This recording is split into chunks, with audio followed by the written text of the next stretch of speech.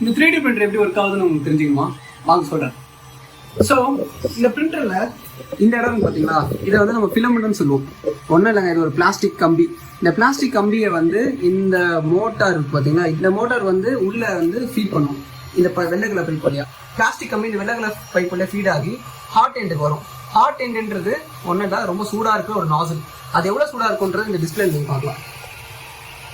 இப்போ பார்த்தீங்கன்னா 200 டிகிரியில் இருக்குது. ஸோ அது என்ன பண்ணணும், 200 டிகிரியில் இருக்க அந்த ஹாட் எண்ட் வந்து உள்ளே வர அந்த பிளாஸ்டிக் ராடை மெல்ட் பண்ணி இங்கே அந்த பிளேட்டில் வந்து இப்போ நீங்கள் பார்க்குறீங்க பார்த்தீங்கன்னா டிசைன் மாதிரி பிரிண்ட் பண்ணும்.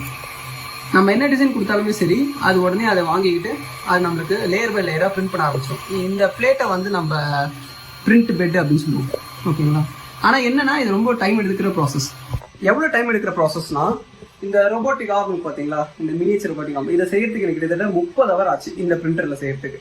ஆனால் இதில் ஒரு அட்வான்டேஜ் என்னன்னா, உங்கள் மைண்டில் இருக்க எந்த ஒரு டிசைனுமே உடனே ஒரு ரியல் பொருளாக செய்யறதுக்கு இதை விட ஒரு பெஸ்ட் டெக்னாலஜியே கிடையாது.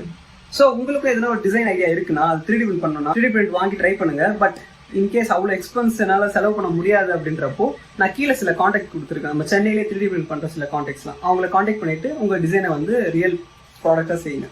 தேங்க்யூ.